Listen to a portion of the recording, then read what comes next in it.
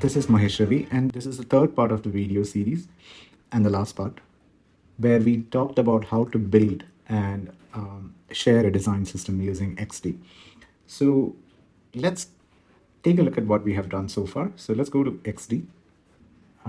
Let's jump right in. So this is a file that we have built. This is a design system that we have built in the previous two videos, right? So we started using this technique called reverse atomic design, where instead of creating the atoms first, we created the final living organism, and then we broke it down into the atoms so that we had that guarantee that it's okay, this is going to work together, this typography with this color, and paired with this second type of typeface is going to work really well. So to get that idea, and it actually is an easy workflow for designers who are starting in this industry, right? So that's how we started. So we created a stylescape and we broke it down into smaller components. So in the second video, we basically created this design system, which had the UI kit where we defined all the typefaces, colors, the identity, the shapes, images, and all the patterns. And we had the style guides, which basically are directions to use these components, right? So where should we use this typeface? Where should you use this color? Where should you, or what is the rule when it comes to using logos? And the third part was the best practices, so where we actually showed them a couple of right usage and wrong usages of our design system. So we are just giving them examples that, okay, stay away from this and do this, right? So this is what we did. And this is how our design system looks right now. We have everything. Now, in this video, we're going to talk about how to basically optimize it and share it with, other team. So if you are actually sharing this, there are a couple of ways to share this design system with your team. So what you can do here is that you can basically take this and add it into the XD's documents and assets. So if you come to the documents and document assets right here, you can see that you can actually add colors, character styles, components, and things like that. So I'm just going to go here, delete it. So we have all these in here, so you can do that as well. So what I'm going to do is I'm going to add the colors first. So we have these colors here. Let's go to the colors, right? So let's select this, click on the colors, and it's added here. So whatever colors which are used in this will be added here. You can do the same thing here. So I'm going to add all the colors that we have in our design system into this. Now, the good thing about this is that you can actually rename them. So let's say this is the accent colors. So we are going to rename them as accent colors so that whenever they're using it, they will know, where to use it. So this is the secondary color, black. This is the secondary color. I have absolutely no idea what this color is called. Let's call it light. Let's call it dead blue.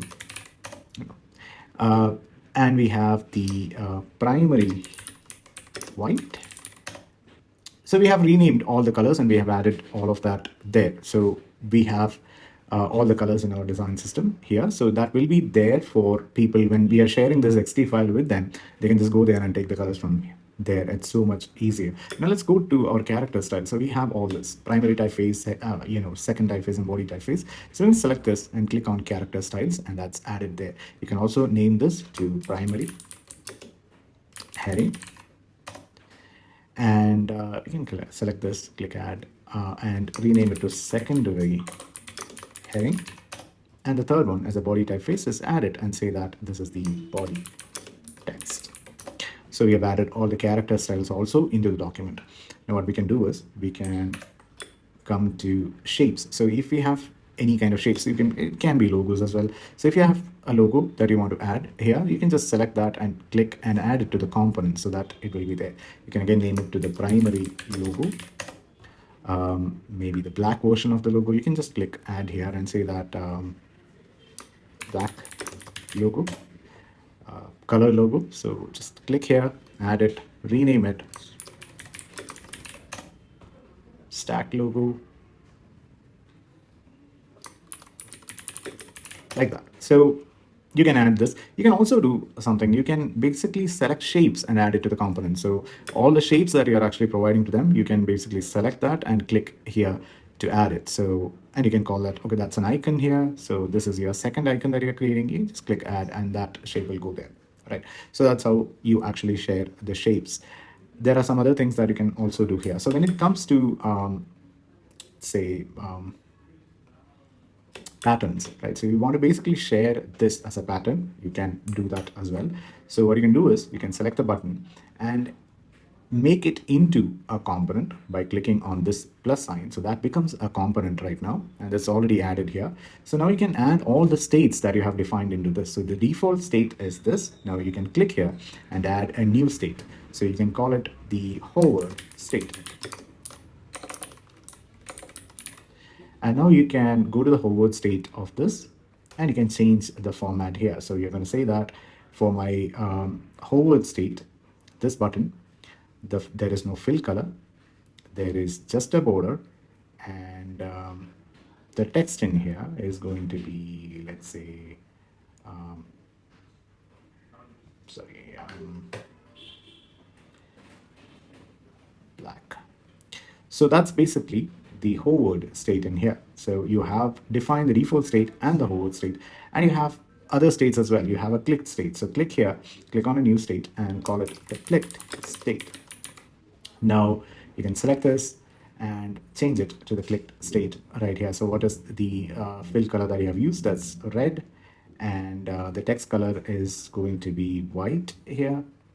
So you can do that, and that's basically your click state. So default state, hover state, click state. Similarly, you can define all of this, and that's all stored into this component, and they can use it whenever they want it, right? So that's how you actually record the behavior of a button or a shape into one component and deliver it to your client. So you can just name it like button with behaviors, add it into it. So it's super easy to actually see what should be used in that particular button in a particular page when you're prototyping it. So this is one of the best ways where you can add all the elements into the document assets and share the XD file. So when they are building something, they can take the assets from there and use it.